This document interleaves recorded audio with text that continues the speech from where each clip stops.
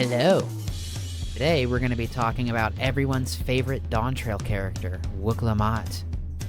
DAWNTRAIL's been out for almost a week now, and I've seen a lot of people discussing the presence of her character. And today I'm going to quickly analyze and theorize on why there's discourse, and why I feel like I have a little bit of discourse myself. But the first thing I'm going to say is that we're not going to talk about Cena Breyer, because a lot of people have been calling Wuk Lamat Woke Lamat because of Breyer being transgender. And that's just like hate with no background, nothing to do with the main scenario quest, anything like that. So that's not even a topic of discussion to me. But anyway, let's go into talking about how Wuk Lamat is introduced. At the time that she's introduced, our Warrior of Light had just got done facing Golbez in the Void with Zero. And this is where I feel like Square Enix went wrong first. Because as soon as that happened, there's no inclination to appeal to Wuk Lamat, as she's just some random character that just happens to know Erenville.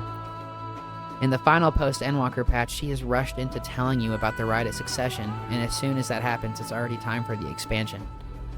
So, I mean, you aren't really supposed to like her, but you're also forced to like her. And I thought that was pretty interesting. Like, throughout the expansions, they slowly develop, like, a passion for your goals. Like, there's a passion against the Ascians when you're mingling with your Scions in the early game. And then once you reach Emmett Selk, there's a passion toward the Ascians after his story is explained. You're in the center, and you as a player get to decide who is more right. The story does go only one way, but it opens up a plethora of different theories and thoughts. And with Wuk Lamat, she's only going one direction, and she's the center. And a good 90% of DAWNTRAIL's MSQ is either speaking to her or doing something with her. You're seeing the world building through her eyes rather than your own, which can allow some forceful thoughts rather than open-minded theories. I think a big piece of the discourse is the Warrior of Light not being the center plot.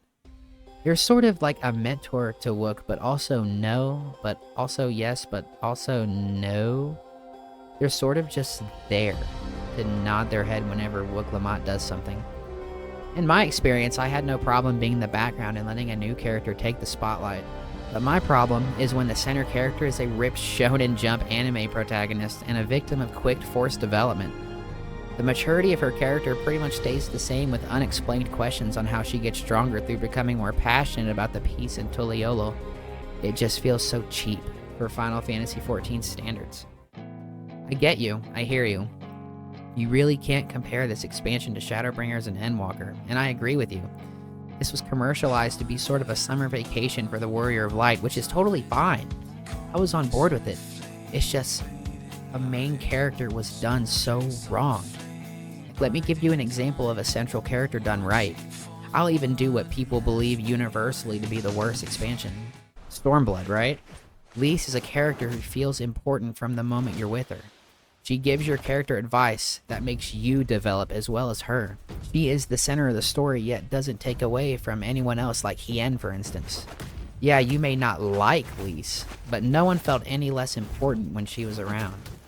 When Wuk Lamat is around, the whole party has to bend to her needs and her monologues because of her granted level of importance as Third Promise. And it takes away pretty much every ounce of open-minded thought while you play. You're dead set on just listening to her ramble and given honestly no room to see her grow as a character. And with that in mind though, I genuinely enjoyed DAWNTRAIL as an expansion. I think if we're comparing the beginning of two sagas, this absolutely triumphs over A Realm Reborn. As far as gameplay wise as well, the dungeons and the trials were great. I mean, some of the best I've ever seen. But I constantly go back into thinking how much I disliked Thancred as a character in ARR, and how much I grew to love him when I got to like Shadowbringers and Endwalker. It all comes down to let the world build itself. You can't fully judge a character and their saga from the first expansion, because it's certainly not an easy thing to achieve worldwide love. I'll give Wuk Lamat that. If she's an important character for the future expansions, I'd love to see a little bit more maturity on her end, and maybe a little bit more of paced development. Other than that, things are good. Like, I mean, I'm not disliking DAWNTRAIL in the slightest. I think it's great. I've been enjoying my time. There's no disappointment. It's just, I wanted a little bit more out of this certain character. But what do you think? If you feel different than me, let me know so we can discuss it. I love talking about things. So, thank you. Goodbye.